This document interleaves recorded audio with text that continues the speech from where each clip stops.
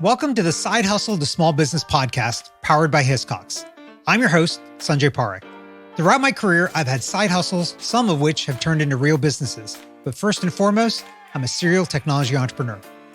In the creator space, we hear plenty of advice on how to hustle harder and why you can sleep when you're dead. On this show, we ask new questions in hopes of getting new answers. Questions like, how can small businesses work smarter? How do you achieve balance between work and family? How can we redefine success in our businesses so that we don't burn out after year 3? Every week, I sit down with business founders at various stages of their side hustle to small business journey. These entrepreneurs are pushing the envelope while keeping their values. Keep listening for conversation, context, and camaraderie.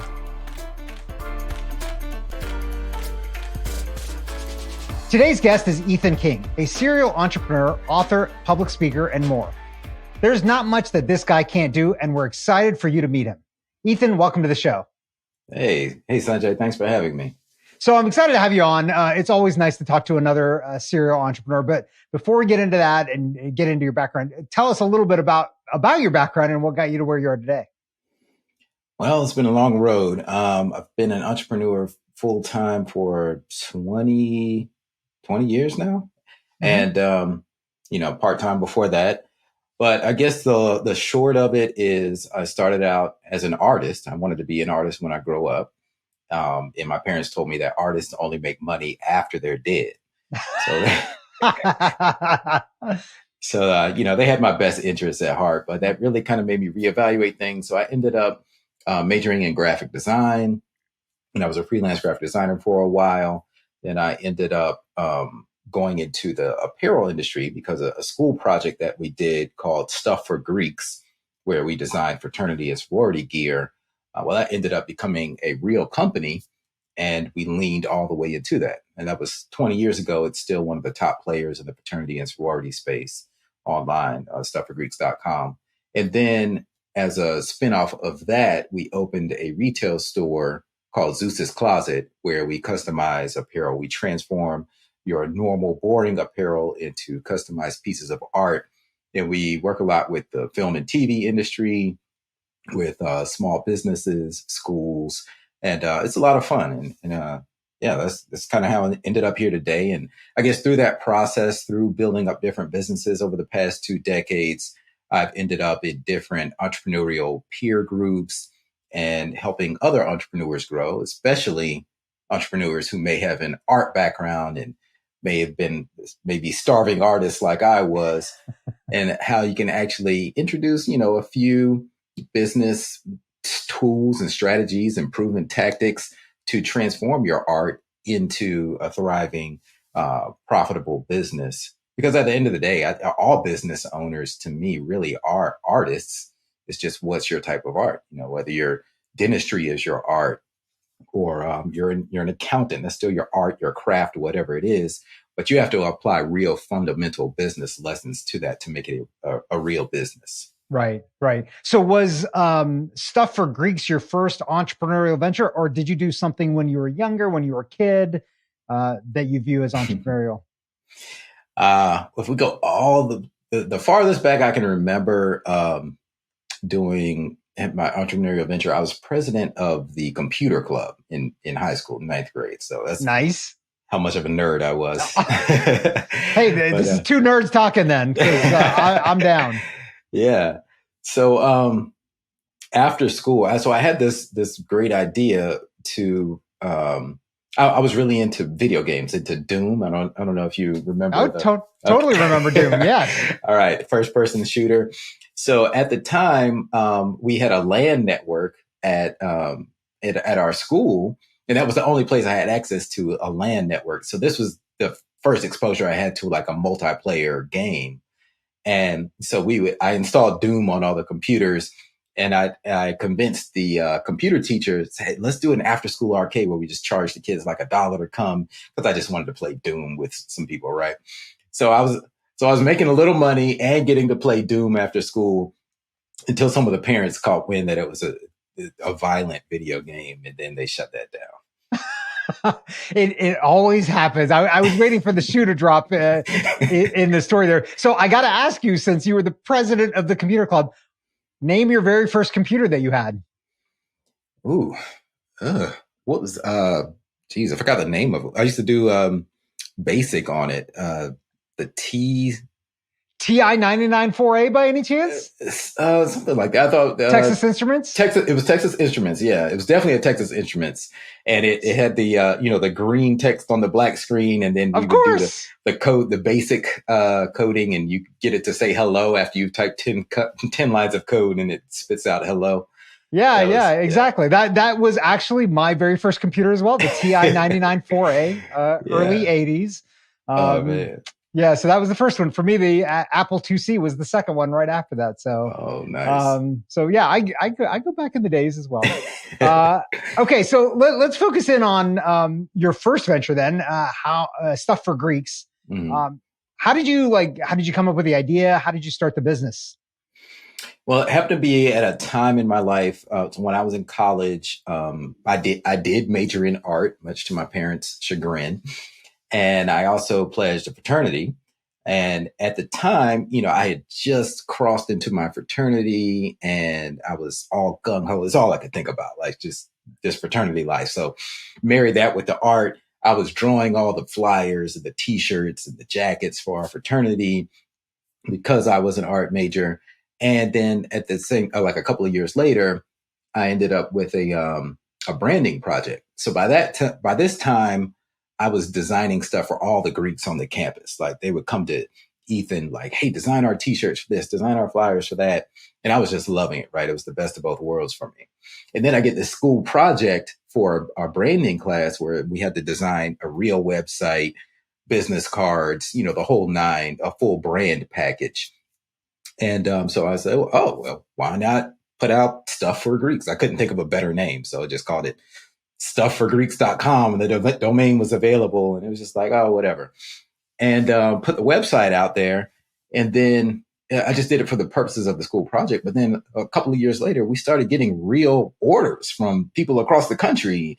And it was like, "Hey, I want you to make our jackets and I want you to do this." And I'm like, "I don't really make jackets. I'll draw it for you and you go get it made somewhere at your local place." And they were like, "No, I want you to make the jacket." And I kept saying, "I don't know how to make jackets. Go find somebody's grandmother with a sewing machine." And if enough people kept asking, I was like, "You know what? Okay, yeah, we'll do it. Pay me $200." And then they did it. They sent the money through like PayPal or something. I was like, "Oh, now I actually need to go figure out how to make these jackets." So I went to an embroidery shop and learned how to do it. Well, we outsourced it for a Uh-huh. while and then we ended up overwhelming them with business, and they fired us because we were keeping them from fulfilling instead of growing to accommodate our business. They decided to fire us so they could keep focusing on their little league uniforms. But the guy was I was fortunate that he let me go back in his shop and he showed me how to do everything, and we ended up buying our own embroidery machines and going from there. Oh wow. So that's interesting. The interaction with them and that they decided they didn't want to keep growing with y'all. That it's a very different Yeah, approach to kind of what you would expect, but maybe comfortable with where they were. So that right. I imagine was a good shift then for you in the business because it forced you into that next level. What happened then with the business? It continued to grow. You insourced everything. What did you do Yeah. with the business? Yeah, exactly. So we were forced. It was scary at the time. I'll admit. Yeah. We had gotten comfortable with outsourcing our work to them, and we had a good rhythm. But yeah, I mean, I find that in this industry, there are a lot of mom and pop businesses, and when I say mom and pop, I don't mean that in a derogatory way. It's a mindset thing. I mean, it literally was a husband and wife, and they didn't really want to hire anyone else to expand their company. They would Hmm. rather have just been comfortable in that lifestyle. It's basically owning your own job. But so yeah, we when we were forced to go, learn how to do it and buy our own machinery, we went to banks and got a loan, a small business loan, just to get the equipment.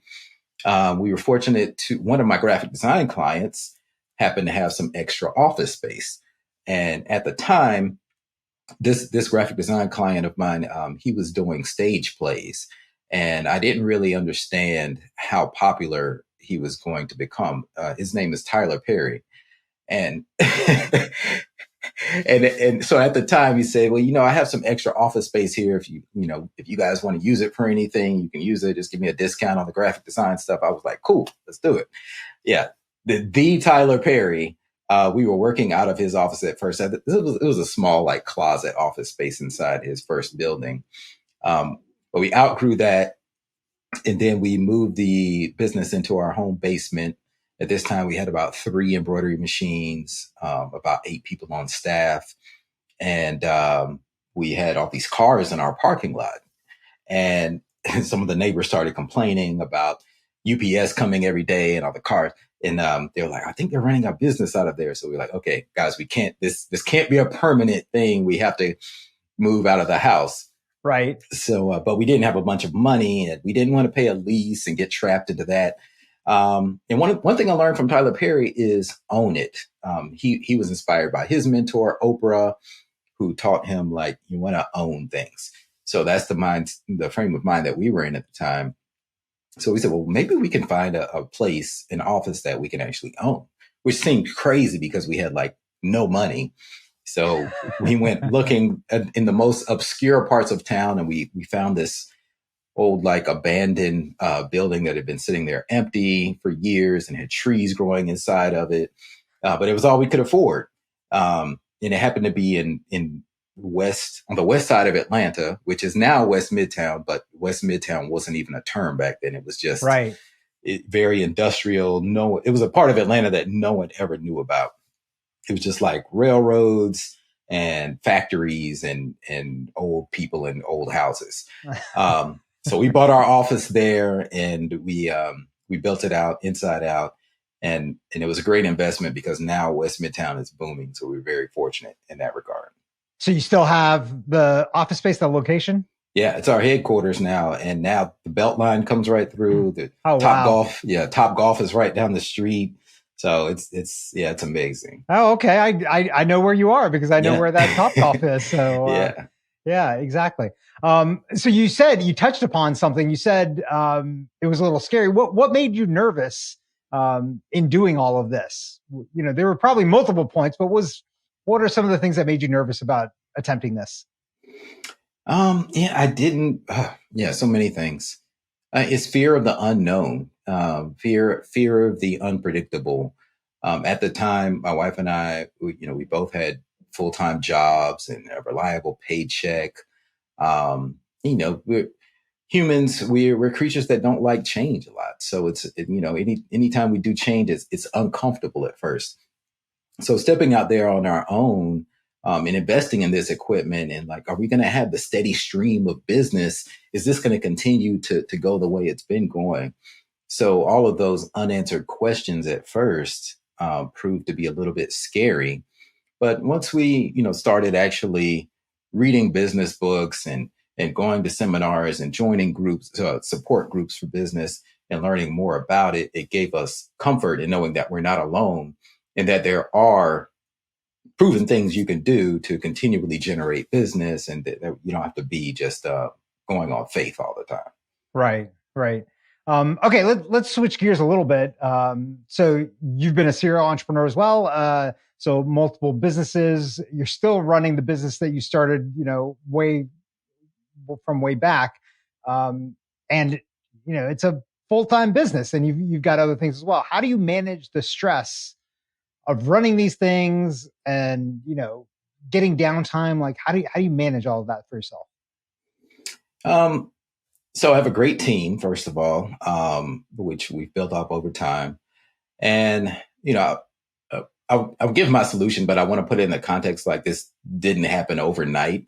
And we've slowly been building up processes and systems and having team members in place to get to the point to where we are now, where I can devote about 20 hours a week to each business and give it the attention it needs. But I have great people in place that can run the business. And my wife is my business partner, and she definitely contributes her stuff as well. And she also has her other businesses on the side. But what we found is I have a system for freeing up my time. And what I do is I look at whenever I feel myself getting overwhelmed, which in the beginning we were doing it all, answering the phones, responding to emails, running the embroidery machines, all of it, right? Which is how most small businesses start at some point.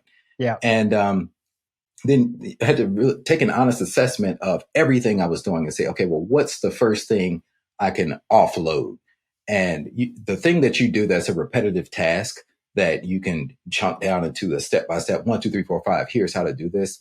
That's the first thing got off the plate. So for me at the time, it was answering the phones because that was interrupting my flow. And then, actually, first it was somebody to run their embroidery machines because I could easily train someone to do that. And then the second thing was answering the phones and then emails. And then you slowly just build up your team by handling each one of these parts of the puzzle. Yeah. I want to dive into something you said there. You said your wife is your business partner then. So how do you manage that? Because then, you've got all these businesses. You can talk about business all day long, 24/7, 7 days a week, like all the time. You could talk about this stuff. And so how do you build in those boundaries, or do you build in those boundaries? Like these times we don't talk about it, these times we do talk about it, like weekends. Like, how do you think about that, the two of you? Yeah, it's been, we have tried to set rules like, hey, we're not going to talk about business after 9 p.m. or we're not going to talk about business in the bedroom. And it might stick for a few days, maybe if we're lucky. But, at this point, we've been married 21 years. We've been in business together longer than that. And it's just, we've just accepted the fact that we both live and breathe business. And if we're not talking about business or talking about kids, then, it's like our life. What else are we going to be talking about? We're usually talking about one of the two things. So we have to be very intentional about finding time to do things where it's just me and her, and it doesn't have to do with business or kids. So we like to travel a lot together and have hobbies together that don't have to do with one of the two things, just so we have some sense of separation. But we've leaned into the fact that this is just our lives, and we both are very passionate about entrepreneurship and business, and we talk about it all the time. Yeah. It sounds like from your answer, you guys were business partners before you got married. Was this like you were just business partners first and then dating and then married, or like what was the order of things here? No. So we met in college and we were just friends. And then at the time when Stuff for Greek started to take off as a real business and not just a school project, she was in a sorority. She was a business major.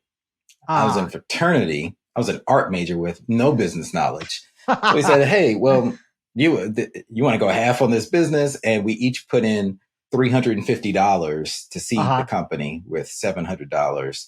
And that's how we started. We went half on a business, and we were business partners while we were also dating. And then we got married, and here we are. There you go. Great path. I love that. Okay, I think you had touched on this previously, but I want to specifically ask the question. Do you have like a daily routine, exercise routine? Like, how do you think about your days? And is it different the weekdays from the weekends, or is everything the same? Yeah, definitely have a routine. And I'll break it down for you, but I don't want to come off as one of those guys that I don't do this every single day religiously. But I treat it almost like a 30-day prescription at a time. And I believe that having some type of routine to the start and end of your day is fundamental, because I look at it like the foundation of building a skyscraper. If your day is a skyscraper and you don't start with the foundation, then any wind that comes and blows will just knock your building over, right? And those winds are emails and notifications and text messages. It's other people pulling on your time and fires that you have to put out. So to create that foundation, I start off with gratitude journaling. So I write down just 3 things I'm thankful for, start the day off with that. And then sometimes I'll do like written affirmations or watch what I call a vision movie. So it's kind of the next step beyond just doing a vision board. I actually create like a moving slideshow of things that I want to manifest in my life. And then I do transcendental meditation, which you can learn how to do that at tm.org. But that helps me reset things. And if you think of your brain like an attic and things are just a mess all over the place, it helps me organize and declutter. And then I do exercise. So at least 35 minutes of vigorous exercise every day. And that forms the acronym GAME: gratitude, affirmations, meditation, exercise. And then I also I also am intentional about reading something. So I'm usually listening to audiobooks while I exercise or podcasts. I'm constantly feeding my brain with stuff. But I also try to devote to reading an actual physical book about 10 pages a day because it stimulates a different part of the brain. So that's the R part. So that forms the acronym GAMER. So this is a callback to the Doom days and playing video games there. All right, so that's right. I love it. I love it. Okay, let's talk about kind of like, now you've kind of reset your brain and everything, but let's take a retrospective of everything that you've done. Like looking back at the things that you've done, 20-year span now, and now the things that you've learned. What would you go back and do differently, knowing what you know now? Man, so many things. What's the biggest one thing? The biggest one thing. Well, so there was one point in our business where we didn't quite realize that our business was seasonal. So I remember we hit the first slow point in our business, and things have been rolling, and then sales just really got slow. There were like no orders coming in the door. We had all these people on staff, and we're like, okay, well, it's going to get better. It'll be fine.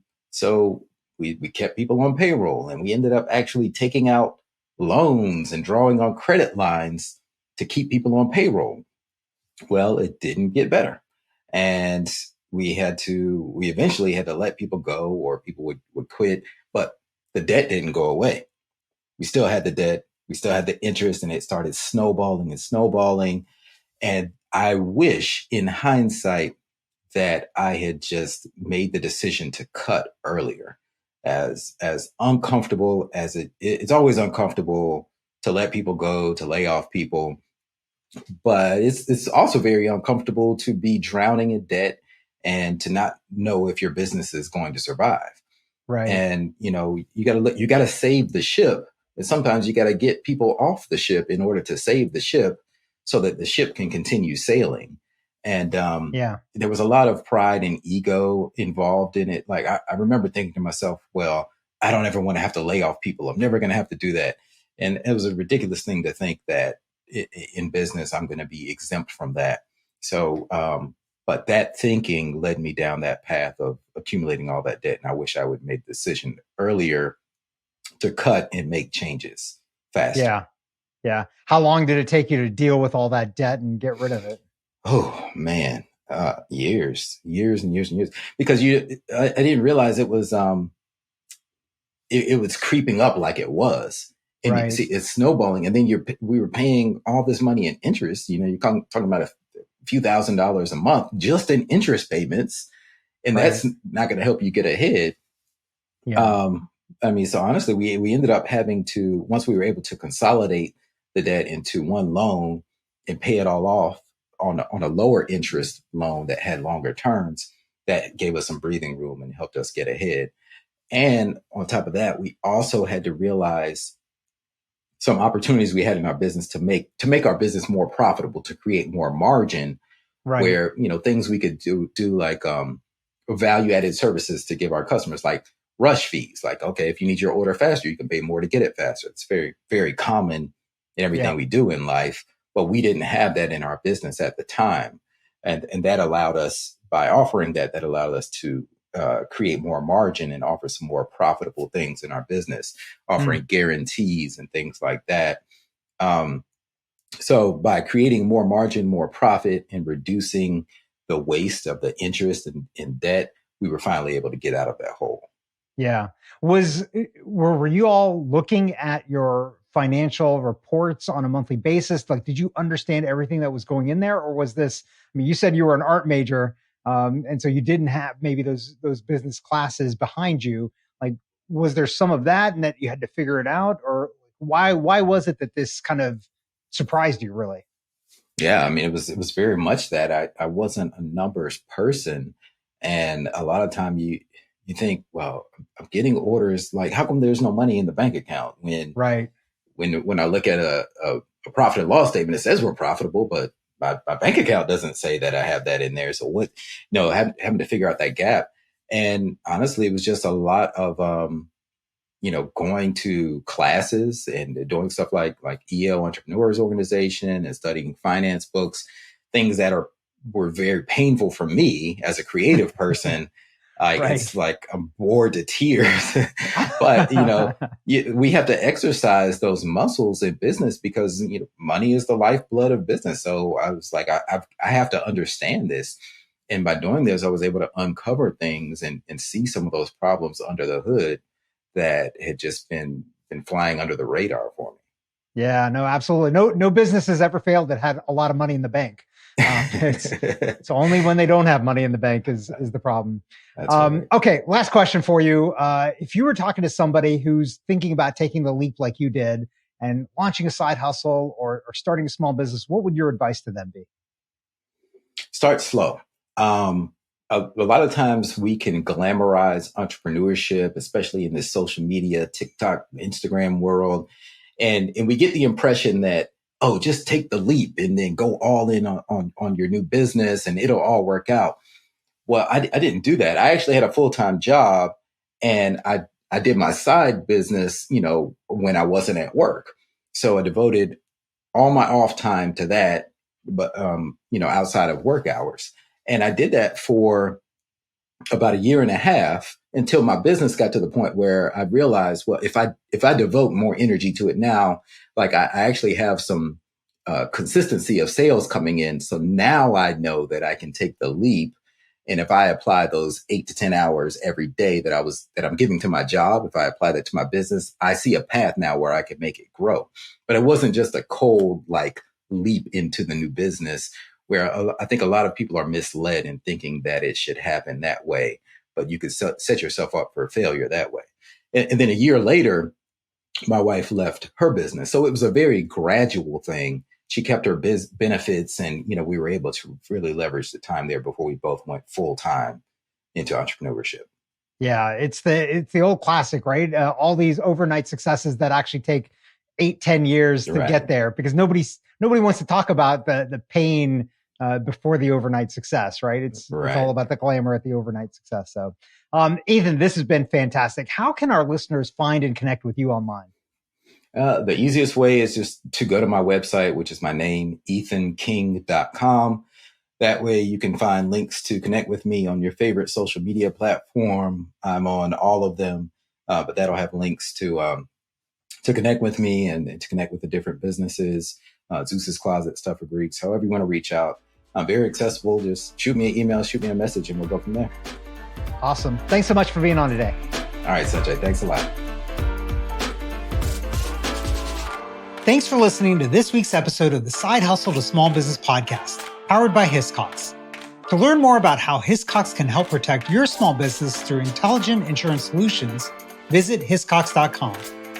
And to hear more Side Hustle to Small Business stories or share your own story, visit hiscox.com/side hustle to small business. I'm your host, Sanjay Parekh. You can find more about me at my website, sanjayparekh.com.